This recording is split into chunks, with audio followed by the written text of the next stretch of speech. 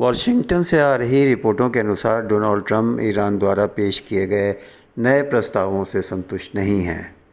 एक अमेरिकी अधिकारी ने एक ब्रिटिश समाचार एजेंसी को बताया कि इन प्रस्तावों में ईरानी परमाणु कार्यक्रम के भविष्य को लेकर कोई स्पष्ट और ठोस रुख शामिल नहीं है, जिससे अमेरिकी नेतृत्व से चिंता बढ़ रही है।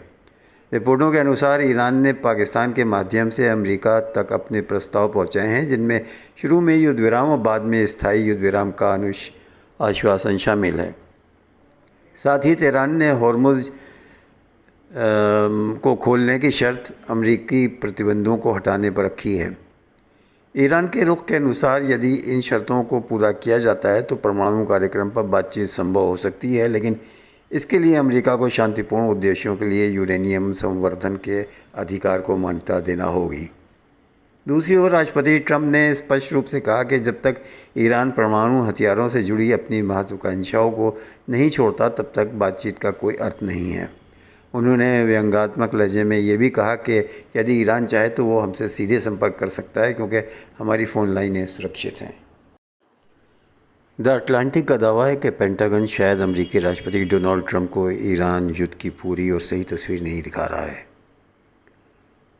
रिपोर्ट के अनुसार अमेरिकी उपराष्ट्रपति जेडी वेंस ने बंद दरवाज़ों के पीछे हुई बैठकों में बार बार ये सवाल उठाया कि क्या रक्षा विभाग द्वारा की गई ब्रीफिंग पूरी और तथ्यों पर आधारित थी। रिपोर्ट में कहा गया है कि जेडी वेंस ने अमेरिकी मिसाइल भंडारों में कमी को लेकर ख़ास चिंता जताई थी और इस बारे में सीधे राष्ट्रपति ट्रंप को जानकारी दी थी। दो वरिष्ठ सरकारी अधिकारियों के अनुसार उपराष्ट्रपति ने पेंटागन द्वारा युद्ध के संबंध में दी जा रही जानकारी की पारदर्शिता और सटीकता पर भी सवाल उठाए हैं। खुफिया आकलन से पता चला है कि ईरान के पास अभी भी अपने सैन्य क्षमता का एक बड़ा हिस्सा मौजूद है, जिसमें उसकी वायुसेना का लगभग 2/3 हिस्सा मिसाइल लॉन्च करने की महत्वपूर्ण क्षमताएं और तेज़ गति वाली पनडुब्बियां शामिल हैं। ये पनडुब्बियां होर्मुज़ में बाहर बारूदी सुरंगें बिछाने और जहाज़ों को निशाना बनाने में सक्षम हैं।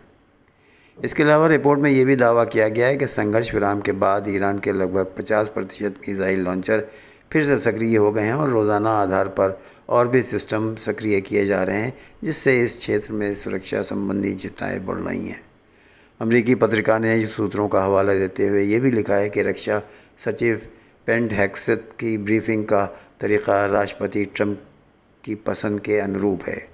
एक पूर्व अधिकारी के अनुसार उन्हें इस बात की अच्छी जानकारी है कि राष्ट्रपति के सामने जानकारी किस तरह पेश की जानी चाहिए, जबकि एक अन्य पूर्व अधिकारी ने चेतावनी दी कि यदि राष्ट्रपति को पूरे सही तथ्य नहीं बताए जाते तो ये स्थिति ख़तरनाक साबित हो सकती है। अमेरिकी खुफिया एजेंसियां इस बात का विस्तृत विश्लेषण कर रही हैं कि अगर राष्ट्रपति डोनाल्ड ट्रंप ईरान के साथ 2 महीने से चल रहे युद्ध में एक तरफा जीत की घोषणा करते हैं तो तेहरान की क्या प्रतिक्रिया हो सकती है।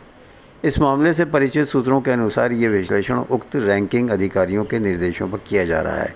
अगर एक तरफा जीत की घोषणा की जाती है तो ईरान की क्या प्रतिक्रिया होगी। अमेरिकी खुफिया एजेंसियां एक साथ सर जोड़कर बैठ गई हैं।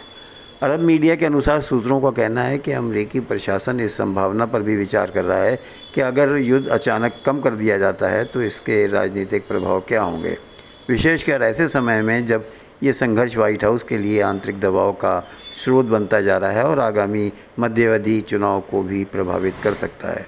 खुफिया विश्लेषणों के अनुसार अगर अमेरिका अचानक जीत की घोषणा करता है तो इस क्षेत्र में अपनी सैन्य उपस्थितियों को कम करता है तो ईरान उसे अपनी सफलता के रूप में पेश कर सकता है। हालांकि अगर जीत की घोषणा के बावजूद अमेरिकी सेनाएं तैनात रहती हैं तो तेहरान इस बातचीत को एक संभावित रणनीति के रूप में देख सकता है, लेकिन इससे युद्ध के तत्काल समाप्त होने की उम्मीद कम होगी। CIA ने इस मामले पर सीधी टिप्पणी करने से परहेज़ किया है, जबकि office of the director of national intelligence ने भी इस मामले पर चुप्पी साध ली है। दूसरी ओर व्हाइट हाउस के प्रवक्ता अन्ना केली ने कहा है कि अमेरिका ईरान के संपर्क में है, लेकिन कोई भी जल्दबाजी में समझौता नहीं किया जाएगा।